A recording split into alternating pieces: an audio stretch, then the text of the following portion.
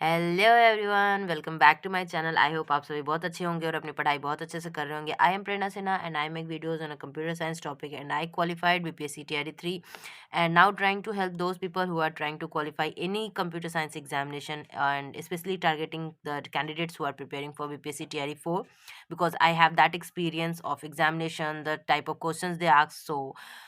And in this video, we are targeting the computer fundamentals because in theory 2 there are lots of questions that was from this chapter and totally based on the NCRT. So without wasting our time, let's start with the video.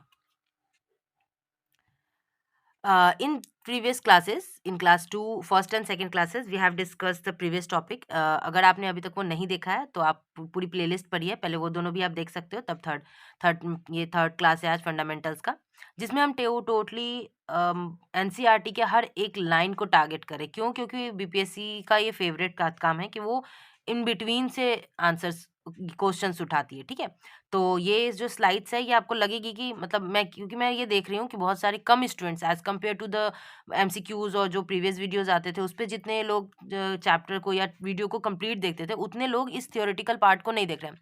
But मेरा ये suggestion रहेगा कि बाद में regret करने से better है कि अभी देख ही लो, क्योंकि मैं अभी स्लाइड्स में इमेजेस और टॉपिक्स वगैरह पूरे अच्छे से डिस्क्राइब करके और वो सब कुछ कर सकते हैं। आगे स्लाइड में ऑब्वियसली करेंगे, नेटवर्किंग में, डीबीएस में, सॉफ्टवेयर इंजीनियरिंग में।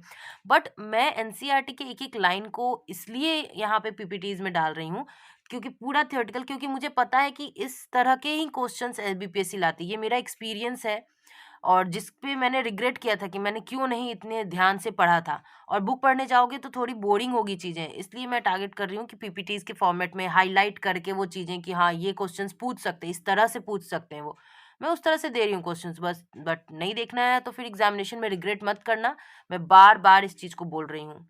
बट स्टिल ओके, सो ये एक सजेशन था मानो, या फिर एक वार्निंग मानो कि अब रिग्रेट मत करना बाद में फिर। So let's start with the video. सबसे पहले है कि माइक्रो प्रोसेसर आज हम पढ़ेंगे। ठीक है, कि क्या होता है micro processor. Micro processor, a processor which is implemented on a single microchip is called microprocessor। यहाँ पे सवाल क्या आएगा? That processor that is implemented on a single microchip is called, क्या दे देंगे? माइक्रो प्रोसेसर दे देंगे, प्रोसेसर देंगे, कंट्रोलर दे देंगे, माइक्रो कंट्रोलर दे देंगे। ठीक है, तो correct answer will B micro processor. Micro processor क्या होता है? एक स्मॉल साइज क्या होता है? इलेक्ट्रॉनिक कंपोनेंट होता है इनसाइड अ कंप्यूटर। कहाँ पे? कंप्यूटर के अंदर एक इलेक्ट्रॉनिक कंपोनेंट होता है that carries out various task, अलग अलग तरह के टास्क को परफॉर्म करता है, जिसमें क्या क्या हो सकता है? डाटा प्रोसेसिंग होता है, अर्थमेटिक एंड लॉजिकल ऑपरेशंस होता है। ये होता है हमारा माइक्रो प्रोसेसर। सिंपल वर्ड्स में कहें तो एक इलेक्ट्रॉनिक कंपोनेंट जो कंप्यूटर के अंदर होता है, जो अलग अलग तरह के टास्क को परफॉर्म करता है, जिसमें मेनली है डेटा प्रोसेसिंग और एएलयू का काम करना। ठीक है, उसके बाद क्या है? Micro process is build over an, किस पर बना होता है? एक इंटीग्रेटेड सर्किट्स पे बना होता है।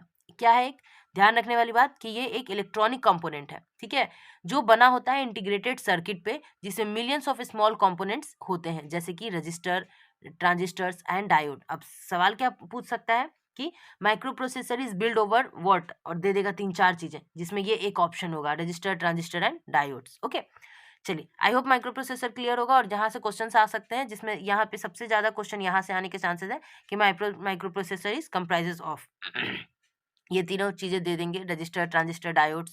ठीक है, इस तरह से ऑप्शंस में आपके मेंशन होगा। ठीक, चलिए, ये table generation of micro processor से सवाल था।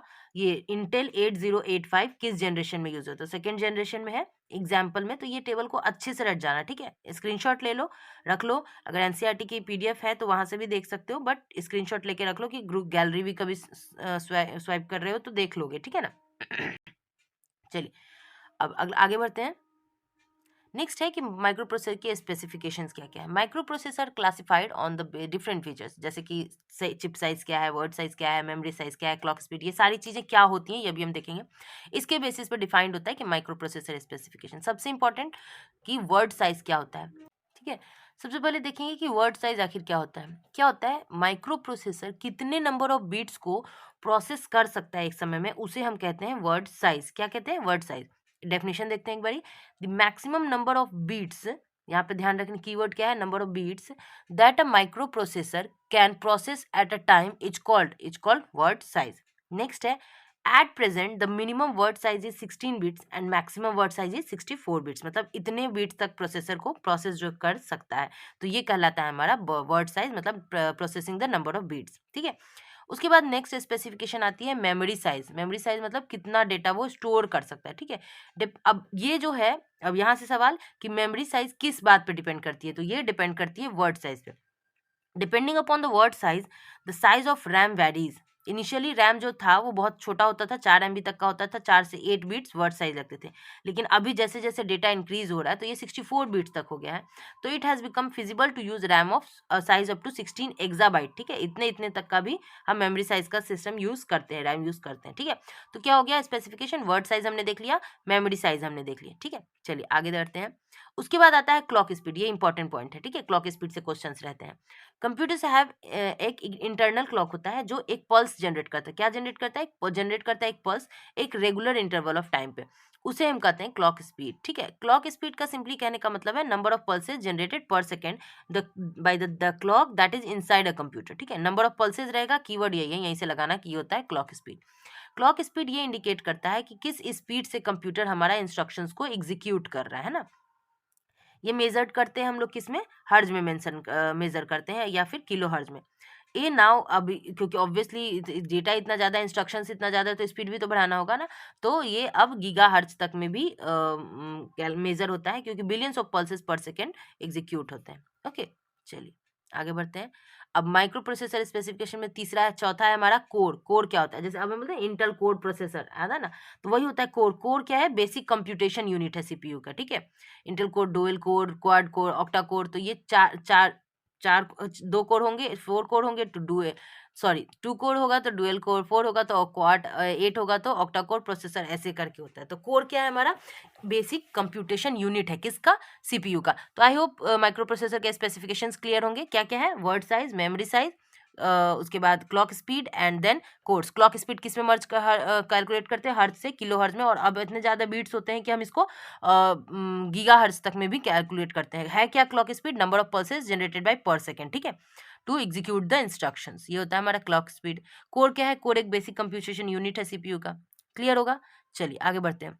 अब यहाँ से सवाल क्या आ सकता है? देखो यही था, first micro processor developed by 8085, मतलब इंटेल द्वारा जो डेवलप किया गया, sorry, first micro processor developed by Intel was 4004। ठीक है, करेक्ट आंसर आपका ऑप्शन बी हो जाएगा। एक मिनट रुक जाओ, हाँ 4004 ऑप्शन बी। फर्स्ट तो जो था ना वो 4004 था, फर्स्ट कंपनी भी इंटेल ही थी। 8085 जो था वो सेकेंड जनरेशन का था, जो टीआरई 2 में पूछा भी गया था। ठीक है, अगला सवाल देखिए, अगला सवाल क्या है? Which of the following is an 8 bit micro processor. 8 bit micro processor कौन है हमारा? तो इंटेल 8086 है शायद। ठीक है, 86, हाँ 86 है। चलिए अगला अगला सवाल है, the control unit of a micro processor क्या परफॉर्म करता है?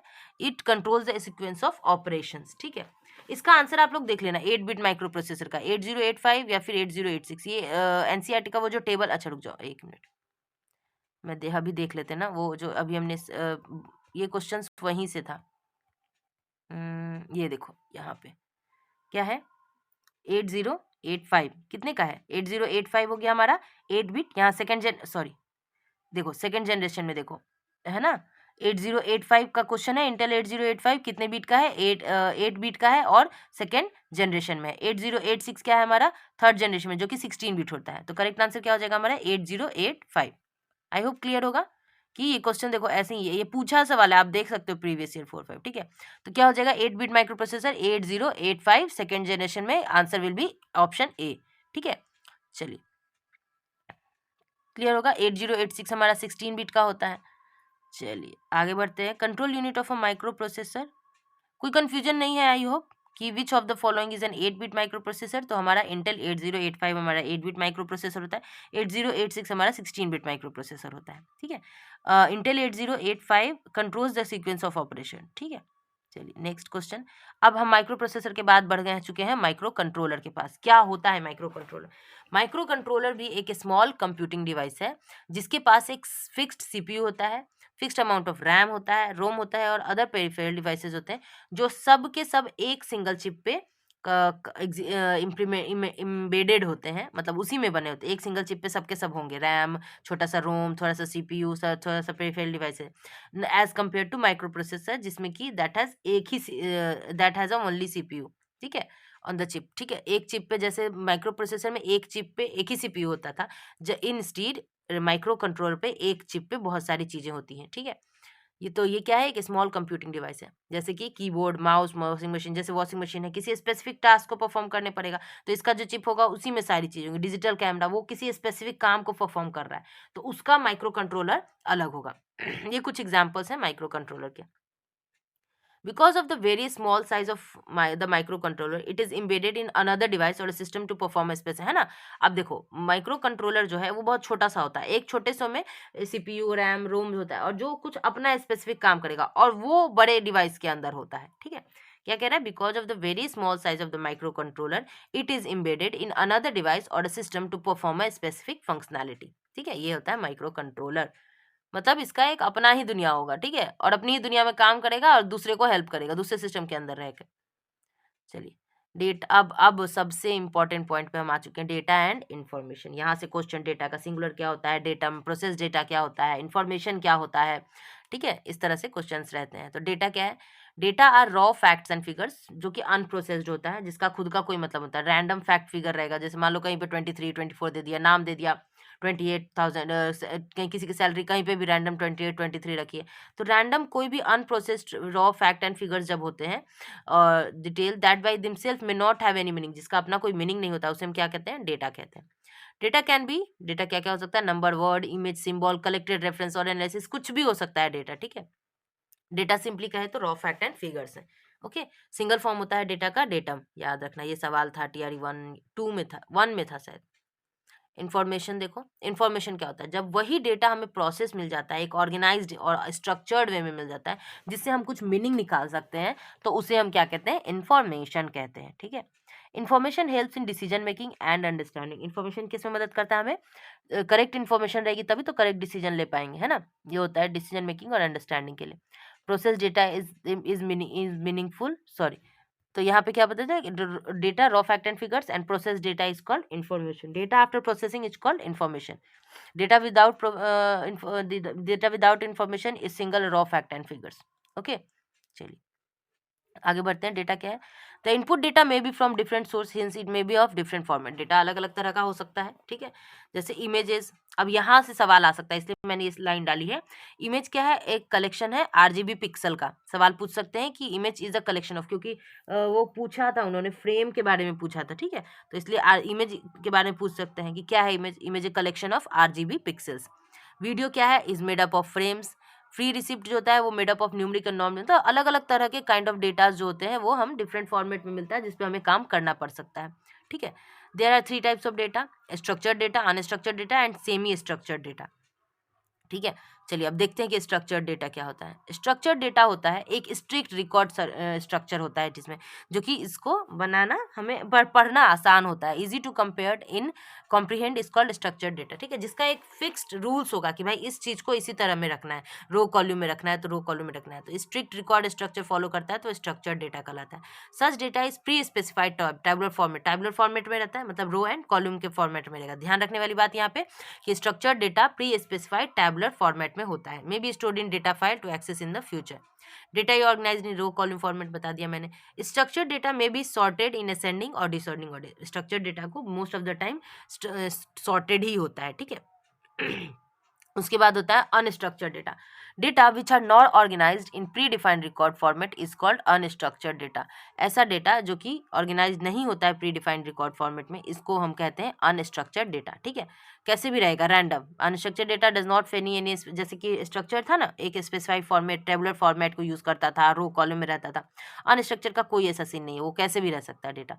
एग्जाम्पल है जैसे कि सोशल मीडिया का document, graph, text, image, file, social media post वगैरह, ये सब इनका कोई थोड़ी फॉर्मेट है, कोई कैसे डालता है, कोई कैसे भी डालता है, तो ये सब क्या है, अनस्ट्रक्चर्ड डेटा है, ठीक। उसके बाद आता है हमारा semi structure data. Semi structure data बोले तो ना ही कोई वेल डिफाइंड स्ट्रक्चर होगा और ना ही कुछ स्पेसिफिक, इसको बिल्कुल ही अनस्ट्रक्चर्ड भी नहीं कर सकते, ना ही स्ट्रक्चर्ड कर सकते हैं। इसमें क्या होता है, कोई भी एक तरीका हम अपना लेंगे कि हाँ भाई हम इस तरह से ही रखेंगे इस चीज़ों को, तो वो सेमी स्ट्रक्चर्ड डेटा होता है। ठीक है, मार्किंग कर देंगे कि हाँ ऐसा ऐसा, इंटरनल टैग्स लगा देंगे, तो इस तरह से अपना ही एक दुनिया बना लेंगे कि हाँ भाई इस डेटा को ऐसे से रखना है, कोई स्पेसिफाइड फॉर्मेट नहीं होगा। ठीक है, तो उसे हम कहते हैं semi structure data which have no well defined structure but maintains internal tag or marking to separate data elements are called semi structured data। ठीक है, एग्जाम्पल इंक्लूड ईमेल डॉक्यूमेंट हो गया, HTML पेजेस हो गया, कॉम CSV फाइल्स हो गए, ये सब क्या है, सेमी स्ट्रक्चर्ड डेटा। एग्जाम्पल यहाँ से वो पूछ सकते हैं, मार्क 3-4 दे देंगे लाइन बाय लाइन, अब बोलेंगे which is the semi structured data, तो उसमें तो आप लगाओ सेमी स्ट्रक्चर में क्या आ जाएगा, आपका ईमेल डॉक्यूमेंट आ गया, HTML आ जाएगा, कॉम CSV फाइल्स आ जाएंगी, क्या है, सेमी स्ट्रक्चर्ड डेटा। ये दे सकते हैं, एग्जाम्पल से भी वो क्वेश्चन उठा लेते हैं, है ना, ध्यान रखने वाली बात। सो आई होप यहाँ तक का क्लियर होगा कि सेमी स्ट्रक्चर, स्ट्रक्चर डेटा, जो माइक्रो प्रोसेसर और माइक्रो कंट्रोलर और ये डेटा और इन्फॉर्मेशन के बारे में मैंने अपना पूरा बेस्ट देने की कोशिश की है। अगर यहाँ तक वीडियो में आ गए हो तो प्लीज़ वीडियो को लाइक कर दो, चैनल पे पहली बार हो तो सब्सक्राइब कर दो, और मैं आप लोगों से रिक्वेस्ट करूँगी कि वीडियो को प्लीज़ शेयर करो, ज़्यादा लोगों की हेल्प हो सके, क्योंकि मैं ये देख रही हूँ जो था कि लोग देख रहे थे वीडियोज़ को, और जो अपनी पढ़ाई, जब तक एग्ज़ाम रहेगा तो पढ़ाई करेंगे और एग्ज़ाम नहीं रहेगा तो पढ़ाई, ये बात जान लो कि रिजल्ट एग्जाम से एक दिन पहले आता है ना, वो सेमेस्टर वाले एग्जामिनेशन में आता है। ये जो एग्जामिनेशन है वो आपको एक जॉब दिलवाएगा, कॉम्पिटिटिव एग्जाम है, सेमेस्टर पास करने वाला नहीं है। तो ये जो सोचोगे एग्जाम से एक रात पहले आप MCQs कर लोगे और पार हो जाएगी जिंदगी, ऐसा ऐसा नहीं होता है। वो एक आपको, वो भी आप तभी सॉल्व कर पाओगे जब आपने थियोरेटिकल पढ़ रखा है ना, तो आपको हेल्प हो जाएगी। सो प्लीज़ वीडियो को देखो, शेयर करो, जितना बार हो सके उतना प्रैक्टिस करो, पढ़ लो, उसके नोट्स, अपने भी नोट्स बनाओ, यहाँ से भी अपने नोट्स बना लो, क्या पता तुम मेरे से और बेहतर नोट्स बना सको। सो ध्यान रखो यार, पता क्योंकि बहुत अच्छी अपॉर्चुनिटी मिली है और बहुत ही अच्छा सुकून वाला जॉब है। ठीक है, बहुत सारे ऐसे लोग होंगे जो कॉर्पोरेट से इधर आने की कोशिश कर रहे होंगे, लाइक वाइज मी, तो मैं सच बता रही हूँ बहुत सुकून है। तो इसलिए प्लीज़ प्लीज़ थोड़ा सा मैं रिक्वेस्ट करूँगी, प्लीज़ पढ़ो। So all the best and keep learning and thank you so much for watching.